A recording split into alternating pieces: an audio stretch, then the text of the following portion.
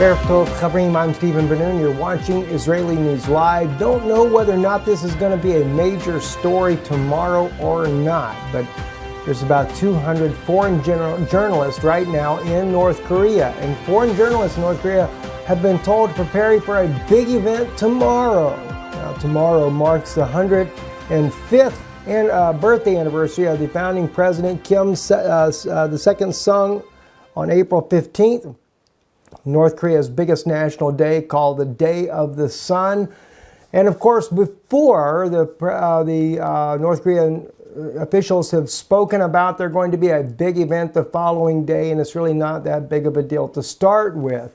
But in light of all the tensions that are going on in North Korea, there are some that are concerned that North Korea may very well use that opportunity to send out some nuclear weapons in different directions, including the United States, Japan, South Korea, and other places as a possibility. Don't know for sure as of right now how that's going to play out. That's only a conjecture, so we'll have to kind of wait and see what comes of that. Also, Sean Spicer, he has apologized for the statement that he made earlier about Hitler did not use chemical weapons. But I will play this just for a second so you can hear his statement here. Used chemical weapons in World War II. You know, you had someone as despicable as Hitler who didn't even sink to using chemical weapons. Of course, that was a good thing he did apologize, but my concern is it plants the seeds in the public. How many people will actually have taken the time to find out later he did apologize for this type of a statement, because Hitler killed millions using cyclone gas? He may not have stuck it in a missile and dropped it anywhere, but I don't think that Bashar al-Assad did either. I think that what was laying there in the factory below, as Russian intelligence is reporting, is that the Al-Qaeda members that were fighting there in that region, that also have a stronghold there in Al-Nusra, that they were actually storing sarin gas. And of course, another thing that's been brought out, we brought it out yesterday on Israeli News Live, and that is the oddity that each time, for the two times that the sarin gas has been used inside of Syria there's been visits by John McCain just before, about a month before 2013 attack, and as well about a month before this attack here. Is it a coincidence? Well, there's some that seem to think that it's not a coincidence. Won't go into that at this point right here, but just to kind of throw that out there for you. Another interesting thing that is going on that I want to share with you before we go into the meeting of Sergei Lavrov and that of Secretary of State Rex Tillerson, and even the fact that President Putin supposedly is meeting with the Secretary of State as well, seeming that the meeting went somewhat good there. And that is, sorry, I actually got too much stuff in my comment section here. Want to run over to Lorenzo's side here. He had some very interesting information going on his page there. Today, U.S. enhances combat readiness at Kadena Air Base, Japan. Some 20 F-15 Eagles, the E-3s, the KC-135, and HH-60 on the tarmac. They're getting ready for a possible strike on North Korea. Don't forget also, they moved in those stealth fighters, the F-35s, into Japan as well. So there's a lot going on, but something that really caught my attention was another clip there that Lorenzo loaded on his page as well, and that was a train was spotted in Septenberg Station, Germany. Here are some updates. This train here was actually bringing tanks back from the front there with Russia. Now, from what we understand there, just from a little glimpse of this, is that the Germans, they said they won't spend the 2% on the NATO military expenditure there. And so in this particular video right here, we see that Germany was shipping some of their tanks back home. Whether or not all this is true or not, don't really know. Doesn't look like a big movement to begin with, but it looks like that they are backing down a little bit. That would certainly be nice. That's some of the objective that we have of trying to expose as much news as we possibly can is to, in some hopes that we might be able to avert a war, especially a world war. I don't know if the elites really care what we think about it, but nonetheless, the more public exposure we can make of these things, sometimes maybe it does help a little bit. Russian Foreign Minister Lavrov holds a joint press conference with U.S. Secretary of State Tillerson, both men being very frank and very forthcoming about their thoughts there, but it does seem to have a little bit of light at the end of the tunnel there. Anyway, special responsibility Moscow and Washington bear for maintaining strategic stability. This will include business-like, pragmatic discussions on arms reductions, Lavrov said, and also and other parties may want to try and take advantage of these tensions. We are open to this dialogue, and not just dialogue, but to working together in areas of mutual interest. We understand each other better after today's talks, Lavrov noted. There's a low level of trust between our two countries. Tillerson started off in his opening speech there with the press. As he began his remarks, the world's two foremost nuclear powers cannot have this kind of relationship, he said. Then he stated Moscow and Washington should end tit-for-tat strategies which can provoke tensions. Moscow and Washington have agreed to create a working group dedicated towards solving low-level problems. We both believe in a stable, unified Syria, the U.S. diplomat said, but he also stated that that Assad planned and that Tillerson said Washington's belief that Assad planned and executed a chemical attack is conclusive, and said it is not the first time Damascus has used chemical warfare since 2011. And Lavrov disagreed. Russia insists on an objective investigation. So they're still divided on that. And from what I was hearing, my wife was saying to me that President Trump is now saying that the United States is not going to invade Syria. Well, I think that's about a day late and a dollar short on stating that. As we brought out to you already, the U.S. has already got their troops in Jordan, military equipment working with the Jordanian government, and have crossed into Syria. Of course, the mission is to take out ISIS, but nonetheless, and they've also brought the strategic move of bringing military equipment into Lebanon as they were meeting with the Lebanese officials back February the 27th. Now that equipment has been ported there at Beirut, Lebanon. So it's very suggestive to say that the United States military is ready for a ground invasion into Syria. But what's even more concerning is that this has been going on for a long time.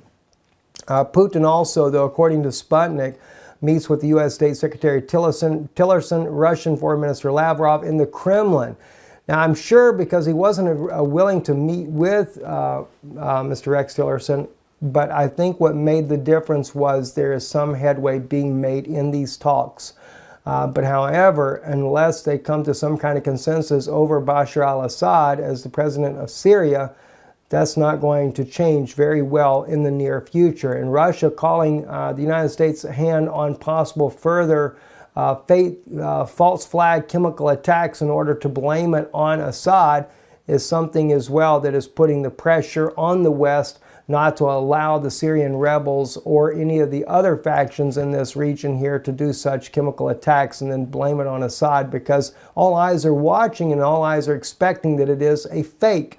And of course, too many mistakes were made on the ground. The white helmets trying to decontaminate children with their bare hands, knowing that a drop of sarin gas would kill an adult. This was a big red flag to those that are specialists in the field, knowing that you do not decontaminate children barehanded unless you're planning on dying right along with them. So there was a lot of issues that were there that let us know that these were definitely fake videos that were being done by the famed white helmets. But then again, I think it was Vanessa Beeley that noted they got an Oscar in Hollywood for Best Acting. I guess they're pretty good at acting, aren't they?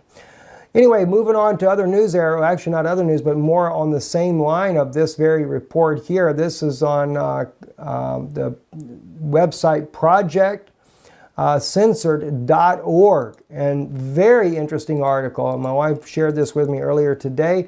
Declassified 1986 CIA report suggests long-standing plans to destabilize Syria. Blow it up here to give you a little bit better view on this. April 9, 2017 and March 2017, Mint Press News reported on a declassified CIA report that exposes that, contrary to popular belief, the U.S. government has had plans to initiate regime change in Syria as far back as the 1980s. The report is entitled Syria Scenarios of Dramatic Political Change and was written by the Foreign Subversion and Instability Center in July of 1986. The stated purpose of the document was to analyze for purposefully provocative reasons and scenarios that would the overthrow of the Assad regime. Although the conflict in Syria, often referred to by the corporate media as a civil war, is often said to have begun in 2011. New information illuminates the 25-year history of the U.S. efforts to destabilize the country. This newly declassified report elucidates the U.S. intentions in Syria and sheds light on the country's current conflict.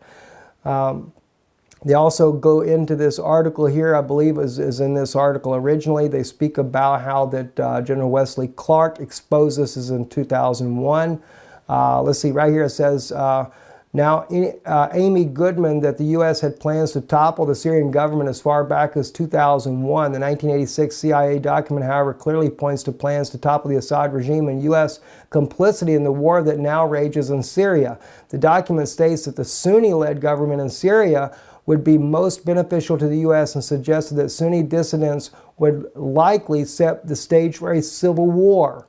The report goes on to suggest that the Muslim Brotherhood, considered by many countries to be the terrorist group, should be considered the best option to lead a Sunni revolt against the Assad regime, and stated that they would be a part of their long-term goals in Syria. Notably, the Brotherhood is one of the leading forces in the Syrian opposition today, has received over $1 billion from the U.S. since 2011. Think about all that. And you know, Barack Hussein Obama, from what we've seen in other reports, is that he's part of the Muslim Brotherhood. Maybe that's why they had him as president of the United States. Put the guy in there to help get all these radicals going. What do you know? As of April 2017, the corporate media has completely ignored the new relations that prove the U.S. has sought to destabilize Syria since the 1980s, considering that this document exposes U.S. support for and suggests its complicity in the incredibly bloody conflict that has raged in Syria for the past 7 years. It is unsurprising that this story has only been picked by independent news outlets. The U.S. government has a long history of supporting regime change in countries whose governments are not friendly to the U.S. interests. So the effects that such actions would have on innocent civilians. Syria is only one of the most recent examples of this, of course. Very troubling information that we see, and more the United States clearly involved, as John Stockwell has always stated, and his former CIA director has stated, director of operations that is, stated in his own book when he came out of the CIA, that the U.S. constantly is working to destabilize democratic countries for their own purposes. In this case here, being the Sunnis were the ones they chose for their revolt, that's nothing shocking to us, knowing that the Vatican prefers the Sunni nation over the Shiite any day of the week. That's the ones that are loyal to them. So therefore, it only fits into the plan that much better. Turning to a biblical note of this, something that I said I wanted to share with you and go back to, Daniel chapter 11, go back again to verse 39. This is something that really has troubled me. I shared this a little while back because it was something that most people overlook. And that is, and he shall deal with the strongest fortress with the help of a foreign god. Now, who is that he shall deal with the strongest fortress? And as I brought out, this was Great Britain. Great Britain, who is actually still the ruling party over the United States. By the way, don't think that the United States is some independent nation. Unfortunately, we're not. We're not as independent as we think we are. We just think that we're independent. I would love the U.S. to be totally independent of Rome, of Great Britain, and everything else, but it's just not the case there. But anyway, they work with the strongest fortress with the help of a foreign god. Now, you have to look at that in Hebrew. It's really interesting the way this is worded here. It's Im Eloah Nechea. Okay? This is nothing to do with God up in heaven or anything. This is a foreign god, a god from another country on the earth itself. So who did work with this group there that was a strong fortress at the time. Well, if you go back to World War I, we know that Britain decided to destabilize and topple the Ottoman Empire there in the Middle East, correct? Now, who decided to restore their relationship with the British Empire to have some effect on the Middle East? It was none other than the Catholic Church. They did this long before the First World War. They started back in the late 1800s, and they mainly did this because the Ottoman Empire opened the rights for the Jewish people, or the Hebrew people, I should say, the right to be able to go back to their homeland there and purchase lands within sight of their ancestral homeland. This is what the Ottoman Empire did after many, many years of not allowing them to do that.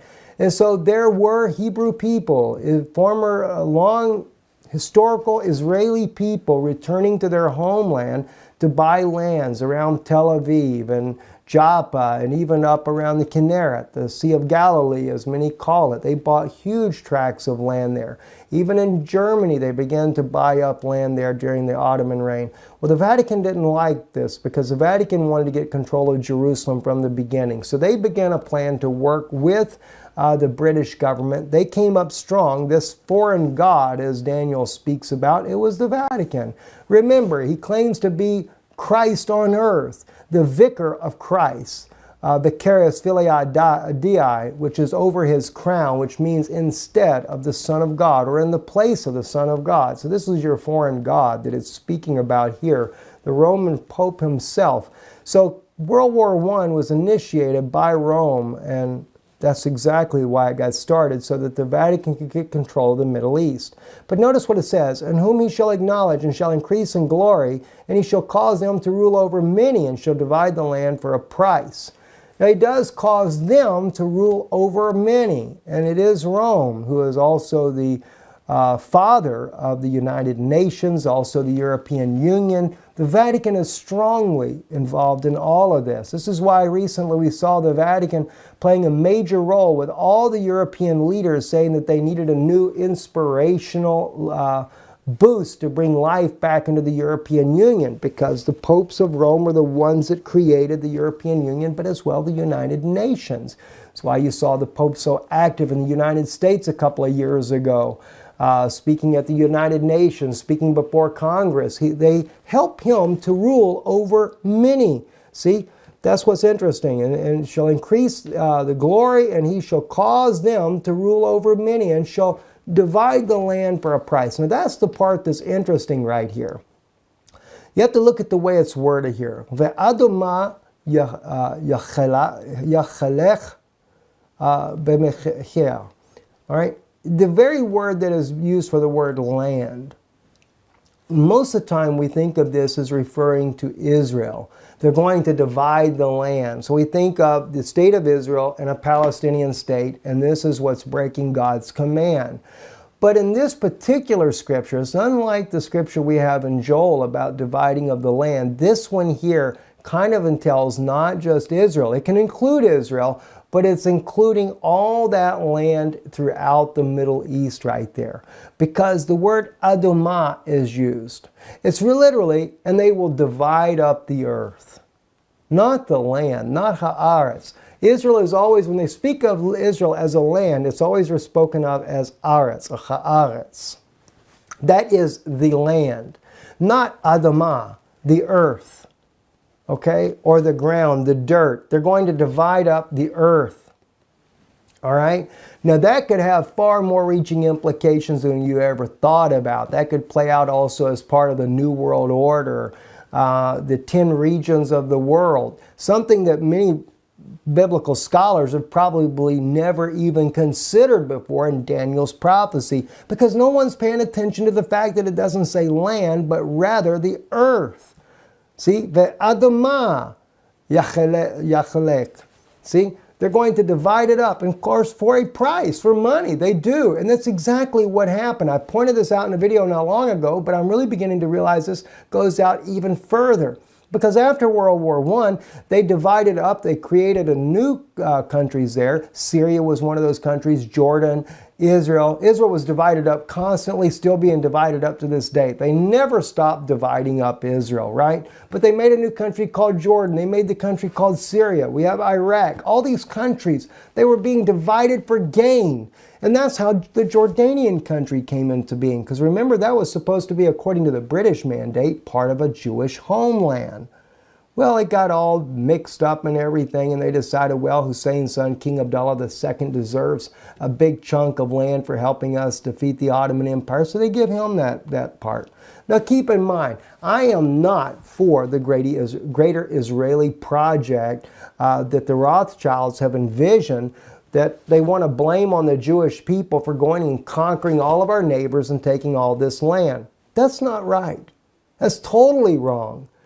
And that's not what the Jewish people, the true Jewish people, do not want, to take something that was not given to us by the promise of God. Now, of course, we were driven out of the land because of our own sins, which is our own fault, nobody else's fault, but God did promise that we would come back to this land in the latter days. But He didn't say for us to go and take and kill all of our neighbors in the first place, especially the Syrians. My gosh, have we forgotten as a Jewish people that we are related to the Syrians by birth? Do we not know that Jacob, who our very name, the country of Israel, gets its name from, our founding father Jacob, who later his name was changed to Israel, married both Rachel and Leah from the land of Syria? And yes, it was a part of a family tradition because that was family, but they were Syrians. So, you know, by relation, we are cousins to the Syrians. And God never told us that we could go and take the land of Syria, or any of these other lands that are around us for that matter. So no, I'm not for this Greater Israeli Project. And maybe we wouldn't have as much problem with Iran if we weren't always talking about trying to wipe them off the map as well. You know, it is tit for tat. And there is an argument out there saying that they never said they would wipe Israel off the map. Now, I'm not going to go into that because I know there's still a lot of lies that have been told on both sides. And yes, Israel does consider Iran a major threat to Israel's existence. But maybe if we just lived in peace and we only because again, I am for one state, not a two-state solution. All right, but let's back up. I keep going into this, and I really want to kind of clear some things up. I want to show something to you, though, as well in this prophecy. So before I get off on a totally separate tantrum there, let's go back to this prophecy here. Now, they're going to divide the land for a price, right? Now, watch what happens. Verse 40, and at that time of the end shall the king of the south push at him, and the king of the north shall come against him like a whirlwind with chariots and with horsemen and with many ships, and he shall enter into the countries and shall overflow as he passes through. All right? Now keep this in mind. In verse 40, that is lands in plural. This is not an invasion of Israel. This is an invasion of the Middle East, period. It is the Middle East. He shall enter also into the beauteous land. Now that's speaking of Israel. And many countries shall be overthrown. Yes, you know, Egypt, Libya, you know, Iraq, Syria, Greece. Oh, we didn't think about Greece, did we? Not militarily, but they've overthrown Greece as well. Let's watch what I'm talking about. Sorry, I've been getting very sick here lately, so my voice is hard to speak right now. But anyway, what does he say? The king of the north, okay, they'll come in with many horsemen, with many ships, and he shall enter into the countries and shall overflow as he passes through. You're just passing through. Well, Israel's the ultimate goal, right? He shall enter also in the beauteous land, and many countries shall be overthrown, but these shall be delivered out of his hand. Edom, Moab, the chief of the children of Ammon, and he shall stretch forth his hand also upon the countries of the land of Egypt shall not escape. But he shall have power over the treasures of gold and silver, and over all the precious things of Egypt, and the Libyans and the Ethiopians shall be at his steps. Now look at all these lands that he's just spoke about, the ones that are going to be toppled and the ones that do not get toppled. And this is what kind of confused me, because I knew that Edom was modern-day Rome. Obadiah clearly identifies Edom as modern-day Rome. So let's take a look at the map. All right? Now, modern-day Rome is Italy. Right next to Italy is Greece. Then we have Turkey, we have Syria, we have Iraq, Jordan, Israel, Egypt, Libya. Now he says that Edom and Moab and the chiefs of Ammon, they will escape. They will not be destroyed in this whole, well, I call this the ring of fire for the Middle East, for this whole ring of fire right here, right? Well, look at this then. Edom is Italy. But isn't it interesting? Greece has been totally destabilized. Turkey has this fake coup that the United States did with him to destabilize this country as well, right? Now let's kind of zoom in a little bit. Libya and Egypt both, the United States has destabilized them again. And of course, we move in, Iraq, he enters into the, remember it says he enters into the land. Yes, so he takes out Iraq. Now he's working on taking out Syria as well. But he says that Edom, well, Italy, over here the Romans, and he says Moab and the chief princes of Ammon will escape. Well, Moab are your Palestinians in the West Bank. They're not going to bother them. And they're not going to bother the chiefs of Ammon, which are your Jordanians. By the way, this was Moab and this was Ammon back in biblical times. And the Moabites are